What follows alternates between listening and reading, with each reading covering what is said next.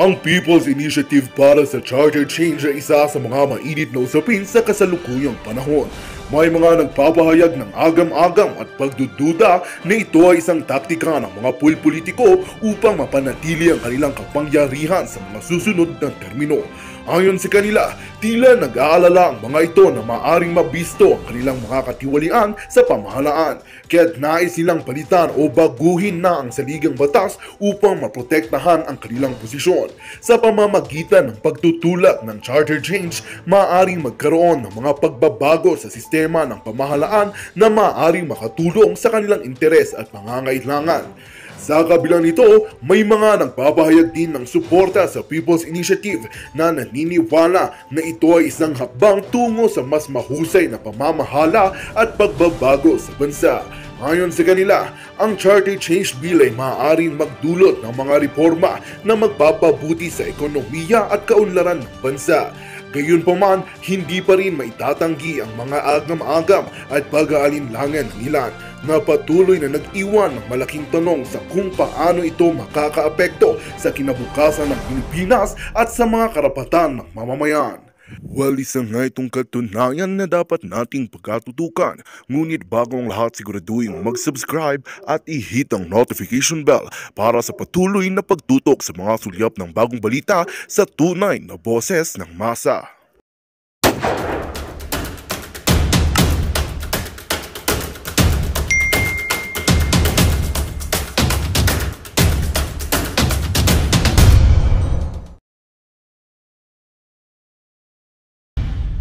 Yang lintik na PI na yan. Kailangan i-booking natin sila, ibisto natin sila, nang sa ganun mahiya naman sila. Kung sila ay meron pang kahihiyan. Yan ang hindi natin alam. But anyway, let's do our part. Kung ano dapat nating magawa, gawin natin. Yung hindi natin kayang gawin, it's beyond our control, ipagpaliban natin sa Diyos. Ibig sabihin, pag di natin kaya, sa Diyos na yan. Pero yung kaya natin, i-booking natin. Huwag pong kakalimutan. Yan ang number 1 na problema ng bansang Pilipinas. Yang lintik na PI na yan. Kaya po sana, wag nating ililigaw ang... kasi, alam mo, may naririnig na po ako. Bantayan nyo to, pakibantayan pong mabuti. May mga attempt na iligaw ang issue. Dadalahin nila, yan po ang nabalitaan natin, ay dadalhin nila sa ibang balita. Para nang sa ganon, itong PI ay hindi mag-ingay sa mainstream media at sa social media at nang ito ay mailusot. Okay? Totoo man to or hindi, hindi dapat tinatantanan. Kaya ito sabi ko sa inyo, aaraw-arawin natin itong PI na to. Huwag kayong bibitaw. Kahit merong ibang chismisan, kahit merong ibang balita, kung ito ay walang kwenta at walang katuturan sa ating pagkain araw-araw, huwag nyo pong pansinin. Ang pagtuunan natin ng pansin, itong PI na ito. Huwag tayong papabudol, huwag tayong papaligaw. PI kayo. Kayo ang mga PI. Hindi po taong bayan kasi ang ibig sabihin ng PI ay People's Initiative. Hindi sila ang PI. Sila ang nag-i-initiate ng pirmahan. Hindi taong bayan. Political initiative yan. Tamba initiative yan. Ulit. Di baling magmukha akong sirang plaka. Huwag nating hahayaan maligaw ang topic. Huwag. Magkakaroon ng attempt this week. Maniwala po kayo, ililigaw ang attempt. Ililigaw ang balita this week. So, tutukan niyang lintik na PI na yan. Maliwanag po. Diyan tayo. Mapapansin nyo naman yan biglang may puputok na ibang balita. Tapos tatahimik ang PI. Kaya ako kahit tumahimik ang PI ngayong linggo na to dahil may ibang balita, tidikdikin ko yung PI na yan. Ibalik natin yung PI na yan sa balita. Huwag tayong papayag ilusot yan.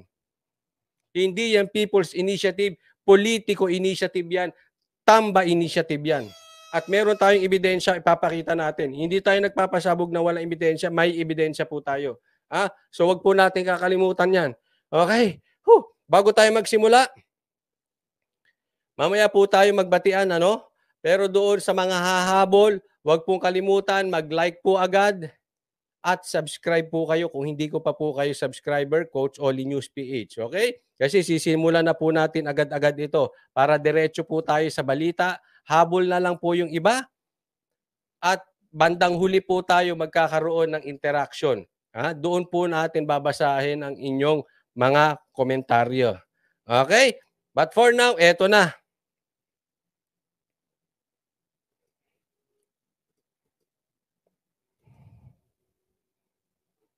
Siyempre pa lang daw, narinig na raw ni Senadora Amy Marcos ang tungkol sa People's Initiative. Pero hindi niya ibinunyag kung saan niya ito narinig. Nauna nang sinabi ni Marcos na nagagamit ang programa ng gobyerno kapalit ng mga pirma para sa Cha-Cha o Charter Change. Sa panayam ng Super Radio DZWB, ilang beses binanggit ng Senadora si Speaker sa panayam. Ito pinangalanan na po ni Senator Amy. Alam nyo po ako hindi maka-Amy at hindi ko po isasabihin sa inyo na iboto nyo siya. Kung siya ay tatakbong senador ulit, hindi ko sasabihin iboto nyo siya. Pero this time, maganda tong binubuko niya. Maganda to, binubuko niya yung kanyang pinsan. Pinangalanan po. Pinangalanan niya si Speaker. December pa niyang narinig. So sa madaling salita, ulitin ko, hindi yan People's Initiative. Tamba initiative yan, politico initiative, galing sa kampo nila yan, sila ang nagpapakalat niyan. At hindi pwedeng tatahimik lang kayo dito, Speaker Romualdez. Pinangalanan kayo, sumagot kayo, magpakalalaki kayo, pinsan nyo yan. Hindi po ito paninira. Kasi kung ito paninira, ito ay manggagaling sa kampo ng ibang kalaban ninyo. Pero this time, kapartido ninyo, kaparehas ninyo ang kulay, parehas kayo ng sinuportahan, kasama nyo sa unity, kamag-anak nyo pa. Ibinubuking ka. Pinapangalanan ka. Staff mo. Dapat magsalita ka dito kasi kung hindi ka magsasalita dito, dapat kasuhan po yan. Kasi bribery po yan eh. Matindi tong paratang ni Amy sa'yo. Sagutin mo ang ating senador. Kung ikaw ay talagang matapang na speaker, yung tawag ni Amy, sinusundan lang po namin. Identified niyo po ba na si Speaker Romualdez ang nasa likod nito? Kasi mula nung pumutok ito, hindi po siya naglalabas ng statement. Lahat ng Yun ang nakakaduda ron. Simula nang pumutok, hindi siya naglalabas ng statement. O, pakinggan natin, staff niya, yung mga pangalan, na nagte-text sa mga tao, tapos yung mga numbers, mga staff ng speakers. Yan. Tingnan mo Ibig sabihin, yung staff ni Speaker Romualdez ang gumagapang, ang gumagalaw, ang tumatawag, ang nagte-text. Again, this is not fake news. Galing po ito sa pinsan nyo mismo. Galing ito sa ka-unity nyo mismo. O ano na? Kaya nakakabingi yung katahimikan mo. Kasi kung tahimik ka at yung staff mo involved, dalawa lang yan. Inutil kang speaker, inutil kang leader kasi hindi mo kayang diktahan, hindi mo kayang pigilan yung mga staff mo or kasabwat ka. At ako sa tingin ko, hindi ka inutil na hindi mo kayang pigilan ng mga staff mo. Doon ako sa kasabwat mo yan. Staff mo yan. Hindi mo alam ang ginagawa. Nagpapa-People's Initiative. Ano yan? Staff Initiative? O Tamba Initiative?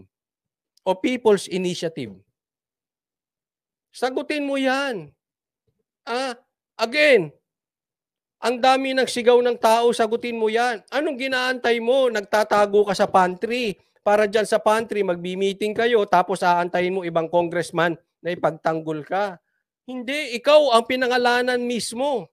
Ikaw, speaker, staff mo, pinangalanan ng pinsan mo mismo. Ikaw ang sumagot. Tignan mo ha, kung ikaw ay nangangarap maging presidente, kung ikaw ay nangangarap maging prime minister, yung ginagawa mo ng nakatago, yung ginagawa mo pananahimik na dumadaan ang bansa na ito, galit ang Senado, sinasabi nila hindi ito dapat mangyari, pati yung pinsan mo nagsasalita tapos ikaw tahimik. Anong klase kang leader? Paano ka magiging pangulo kung ganyan klase ang iyong leadership? Feli Balesa Snell, maraming salamat po. Paano ka magiging prime minister? Hindi ba? Oh, simpleng-simple lang naman yun eh. Ngayon pa lang kitang-kita na yung leadership mo eh. Yung leadership style mo. Pinapangalanan kaliwat kanan. Anong ginagawa mo? Aantayin mo na naman pagtanggol ka ng ibang congressman? Pinsan mo yan oh. Huwag mo sabihin tinutukan ko ng baril si Amy para ilaglag ka. Hindi ko siya kilala. Hindi ko kayang diktahan si Senator Amy. Senator yan eh. Pinaparot lang namin kung ano sinabi niya. Eh yan ay pinapatunayan mo lang hindi mo kayang maging leader. Hindi mo kayang maging mabuting presidente. Hindi mo kayang maging mabuting prime minister dahil napaka-weak leader mo kung hindi mo kayang sagutin pinapangalanan ka ng derechahan ng isang babae. Tatahimik ka lang. Iba sasagot para sa'yo. Antayin natin. Ha? Antayin natin kung sasagot ito si speaker. Antayin natin kung ipapasa na naman niya at iba na naman ang magtatanggol sa kanya yung mga congressman. Lisa Tatoy, thank you po sa Facebook stars.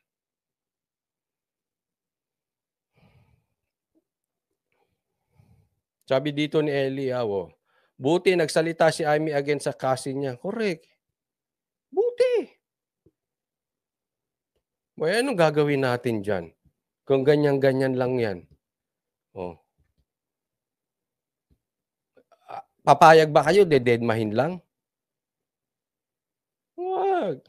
Kaya sabi ko sa iyo, kung meron man silang gustong mangyari, ililigaw nila. Ha? Tingnan nyo kung inaatake si Tamba. Tingnan nyo kung yung mga vloggers ninyo ay talagang nakabantay kay Tamba. Kasi ibahin nila yan eh.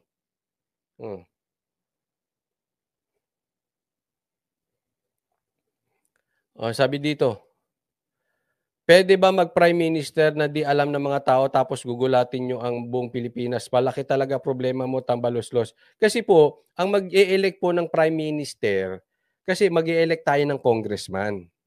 At ang mag-e-elect ng, pagka naging parliamentary tayo, ang mag-e-elect ng prime minister ay yung pong ating mga congressman. What can you expect sa congress natin? Sino pa e-elect niyan? Di si speaker. Sabi nga ni sino makikinabang dyan sa PI na yan? Di ang Congress. Number 1 si speaker. Di ba? Sabi dito, ipatawag na si Tamba, si Amy, Congress, tapos i-contempt. Dapat paimbestigahan nyo din yan. May punto po. Ha? Total, binuko mo na yung pinsan mo, Amy. Sana wag ka lang dakdak. Ipatawag nyo sa Senado para maimbestigahan. So, hindi mo masisisi yung tao na siya yung tinutumbok. So, mukhang surprise gift daw para sa SONA. Di surprise. Talaga lahat tayo na. Surprise sa PI na yan. Nakaka-nervous naman. Hindi ko alam kung alam niya o hindi. Yun, no? Kaya sabi niya, hindi ko alam kung alam niya o hindi. Pinapatunguyan yung kapatid niya si Marcos. Ito, palagay ko, dapat di magsalita dito si Marcos. We cannot blame the people na kahit na alam nating walang pakinabang si Marcos dito sa People's Initiative dahil ang magiging naman dyan ay ang Congress at ang magiging Prime Minister dyan ay galing din sa Congress. No? dapat magsalita si Marcos dito. Kasi kung hindi siya magsasalita dito at mananahimik din siya, bilang isang presidente at ang number 1 na problema ng bansa natin ay People's Initiative. Kahit hindi siya makikinabang, kailangan gumalaw ka. Kasi pag hindi ka gumalaw, it means kasabwat ka at nakakaduda po yan. We cannot blame the people kung yan ang isipin. So kailangan din magsalita. Alam mo, palagay ko si BBM ay dapat gayahin niya si Amy, yung kanyang kapatid . Dapat mag-usap tong dalawa. Paano ba natin, ano bang gagawin natin dito sa pinsan natin? Dapat mag-usap sila. Ay parang siya na ang presidente. Ayusin nyo yan. Kayo Marcos, sa masisira dyan sa pinsan ninyo. Buti nagsasalita na nga si Amy. Antayin natin kung magsasalita si Marcos. Jocelyn Damian, thank you po sa stars. Jocelyn Damian. Sabi pa ng senadora, 20 million pesos nga raw na halaga ng social protection o ayuda kada distrito ang alok ng mga staff ni Romualdez para makalikom ng pirma. Yun, grabe. 20 million kada pirma. Uy, nako. Naka LX 300 na ako niya. Ilan yun, no? May resort ka na, may Land Cruiser ka pa dyan. 20 million kada distrito. Saan kukunin? Ayuda. Ano ba yung ayuda? Pera mo. Pera ng taong bayan yan. 20 million. Hindi ako nagsabi, Speaker, wag mo akong ipatawag. Inuulit ko lang, dinidiinan ko lang yung sinabi ng pinsan mo mismo. Ka-unity mo mismo nagsalita. Kung gusto mo ako ipatawag mo muna yung pinsan mo. Dalawa kami. Siya naman nagsabi. Totoo ba yan, Speaker? Pasinungalingan mo kung hindi totoo. Dahil pag hindi ka gumibo dyan at nagtago ka sa pantry at ibang congressman naman ang pagtatanggol sa'yo, nagbibigay ka nga ng 20 million kada distrito. Aba, sarap buhay. Kaya naman pala, pag eleksyon, nagpapatayan ang mga barangay captain. Pagka may mga ganito. Saan dadaan yan? Di sila yung mag-aati-hati. 20 million ba naman? Pirma lang yan. Maglalakap ka lang ng pirma. Laway-laway lang yan 20 million. Ngayon, alam nyo na. Kung bakit sila nag-aaway-away kahit maliit ang posisyon. Ganyang kalaki ang kikitain. Habang ang taong bayan hirap, nagrereklamo, kakaantay ng 20 pesos na bigas. Kayo, 20 milyon. Ano bang Tagalog ng milyon? Milyon. 20 pesos ang ine-expect ng taong bayan. Ang binigay ninyo, 20 million. Saan? Bawat distrito. Mga loko-loko talaga kayo, Huwag na kayong papabudol muli. Tatandaan ninyo, huwag nating bitawan tong PI na ito. Sinubukan puli namin kunin ng reaksyon ni Romualdez pero wala pa itong tugon sa amin maging ang kanyang tanggapan. Okay, tamo? Wala ka Hindi ka naimik Sumagot ka, oy! Ay, naku. Nograles, ikaw na nga sumagot kung ayaw sumagot niyan. Baka mamaya nakatago sa iyo yan si Hindi kasi ikaw Nograles, meron ka ring sabit di ba? Pinangalanan ka rin. Pinangaralan ka rin ni Pulong. Nagpapa-effect ka diyan ng pirma diyan sa Davao. Di ibig sabihin kumita ka rin ng 20 million? Nograles? Diba? Ganun ka simple yun Ano sabi ni Amy? 20 million kada distrito. Nograles, nagpapapirma sa Davao. Ano ibig sabihin nun? Kumita ka, Nograles, ng 20 million? Ako'y nagtatanong lang. Alam ko hindi ka kumita ng 20 million. Patunayan mo sa taong bayan. Sagutin mo yung taong bayan. Magsalita ka. Huwag kang tumago dyan. Kasi ako naniniwala, hindi ka tumanggap ng 20 million Ang problema mo yung taong bayan. Patay ka dyan. Hindi naman importante kung anong paniwala ni Cotsoli. Ako hindi naniniwala, hindi mo kailangan ng 20 million. Mayaman ka na eh. Ang problema, taong bayan. Anong binili mo sa 20 million? Pag ganun ang tanong ng taong bayan. Saan mo dinala yung 20 million kung ganun ang tanong ng taong bayan?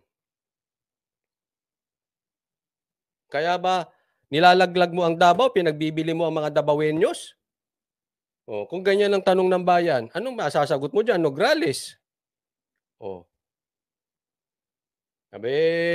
Ano ba kayo? Politiko o sindikato? Paano kung ganyan ang tanong ng taong bayan? Di ba?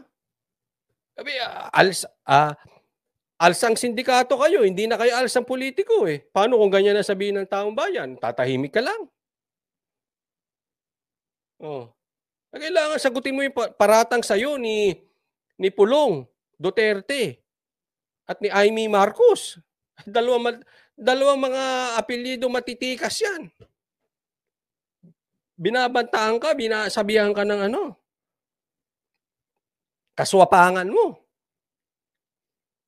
Pati Davao, alam mo namang nilinis ng Duterte ang Davao, ang lakas din ng pes nito si paano kung ganyan ang sabihin ng taong bayan? Ang lakas ng pes mo, kapal ng pes mo, Davao pa. Alam mo teritoryo ng mga Duterte yan. Alam mong galit sa mga kurakot yan. Paano kung ganyan na sabihin ang kapal ng pes mo? Ano sasagot mo? Tatahimik ka lang. Sumagot ka, Nograles. Nung sinisikil mo si Eric, lakas ng salita mo eh. Ngayon, tahimik ka dyan, Nograles. Katulad nito, paano kung ganito ang tanong ng mga tao? Sindikato ang mga hudas ng mga yan. Ano sasagot mo dyan? Tatahimik kayo?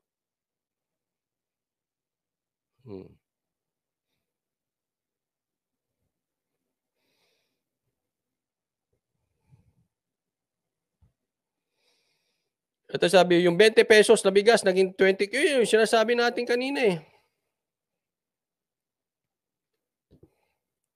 Ay, takot tahimik kayo dyan.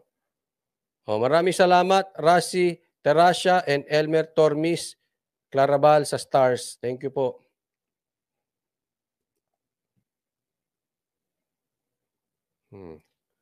Diretso po tayo.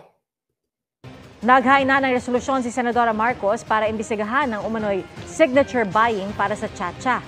Ayan, wag na yung mga makabayan na black, epal lang yan.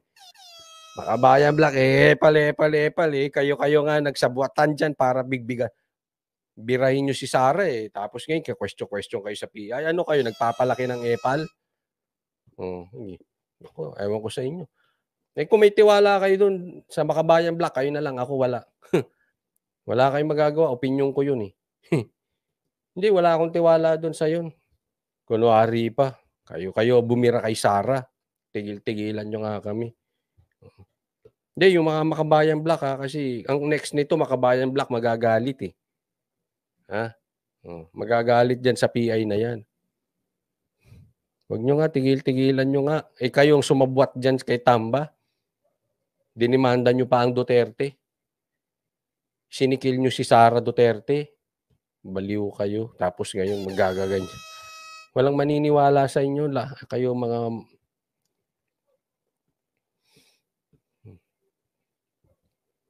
Panahon na para magsalita kayo. Sagutin nyo yan. Basta, wag nating tantanan to ha.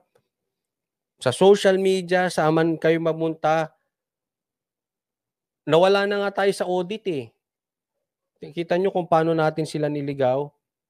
Paano tayo niligaw? Nawala na tayo sa audit. Ngayon, tatangkain na naman nilang mawala tayo sa issue ng PI. Nawala tayo sa audit, naipasa na yung napakalaking budget sa Kamara ng 2024. Ngayon, baka mamaya na ilusot na yung PI. Mag-iingat po tayo dyan ha. Next po tayo.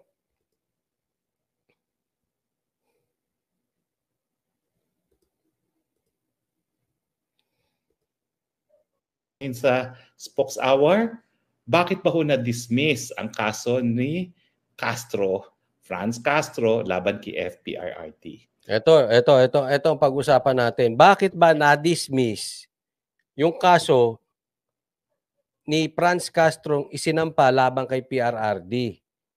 Tingnan natin yung point of view ng batas. Okay? Yang kasong po yan ay para sa grave threats. At ang type ko ang mata mo rito, Attorney Roque. Sige, tuloy. demanda po ni Franz Castro ay dahil nga dun sa episode ng Gikan sa Masa kung saan kinuwento ni FPRRD yung usapan niya kay VP Sara, yung anak niya, kung paano daw gamitin ng intelligence fund. At ang sabi niya, talagang dapat yung intelligence fund na yan ginagamit laban sa mga kalaban ng taong bayan, yung teroristang CPP-NPA. Nakabahagi si Franz Castro. Yan. Ito galing mismo kay Attorney Roque. Kaya nila binanatan, nagsimula po yung grave threat na yan kasi ipinagtanggol ni PRRD si Sara. Dahil pinagkaisahan yung confidential funds ni Sara sa pangunguna nitong Makabayan Black na sabi ni Attorney Roque ay parte ng mga NPA. Sino ba? Ang lumalaban dyan sa mga rebeldeng yan? Walang iba kundi Duterte. Kasi kung galit ka sa Duterte, baka ikaw ay adik. Kasi sino bang kinakalaban ng Duterte? Mga adik. Sino pang kinakalaban ng mga Duterte? Mga rebelde. Bika duda-duda ka pag galit ka sa Duterte. Gaya nito sila Franz Castro. Bakit? Yan nga sabi ni Roque. Miyembro yan ng mga NPA. Ng mga CPP, NPA. Ulitin natin marinig nyo sa kanya mismo. At ang sabi niya, talagang dapat yung intelligence fund na yan ginagamit laban sa mga kalaban ng taong bayan, yung teroristang CPP-NPA. Nakabahagi si Franz Castro. So, yan yung konteksto ng sinabi ni Presidente. At ang sabi ni Franz Castro, binantaan daw ang buhay niya. Andun na yung pagbabanta. Ako, sa aking paniwala, kasi napanood ko yung sinabi ni PRRD na yun Parang yung sinabi niya, dapat parang mamatay na yung mga CPP-NPA. Yung organisasyon. Bakit guilty ka, Franz Castro? Diba? Mamaya itinatanggi mong ikaw ay miyembro niyan. Yan ang sinabi ni PRRD, miyembro ka niyan. Nagtataka nga ako, bakit pinagtatanggol yan bakit hinayaan niya ni Speaker Romualdez Pinagkaisahan niyo si Sara. Dahil alam ninyo, yung confidential funds ay ginagamit ni BP Sara para habulin yung mga katulad ninyo na miyembro ng CPP-NPA. Kaya ngayon ini-stop kasi para hindi kayo mahabol. Na-dismiss. Bakit? Well, sang-ayon po ako sa dismissal, obviously. Bakit po? Kasi hindi naman lahat po ng pananalita ay dapat maging kriminal. Bakit? Kasi unang-una, nasa saligang batas po natin yan, nasa Bill of Rights, yung kalayaan ng malayang pananalita. Hindi po lahat ng salita dapat maparusahan. In fact, lahat ng parusa na ipapataw dahil lang mga salita, yan po ay merong presumption of unconstitutionality. Pwede lang po naputol.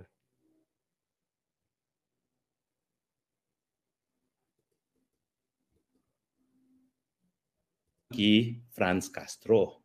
Pero alam nyo, ang pagbanta, hindi lang sa salita. Dalawa po yung rinirequire ng batas. Ito maliwanag sinabi niya. Ang bawat salita, kung kukwestiyonin mo, may presumption dyan na unconstitutional. Ibig sabihin, pag nagreklamo ka laban sa sinabi ng isang tao, ang presumption dyan, ang paniwala dyan, karapatan niyang magsalita.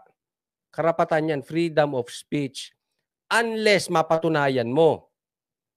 Pero kung hindi mo kayang patunayan, halimbawa ito sinabi niya, pananakot, hanggat hindi mo kayang patunayan na ikaw ay tinakot, yung sinasabi mo, Franz Castro, ay unconstitutional. Bakit? Kasi nakapanig ang batas sa freedom of speech. Karapatan ng isang tao magsalita, hindi mo basta-basta pwedeng pigilan.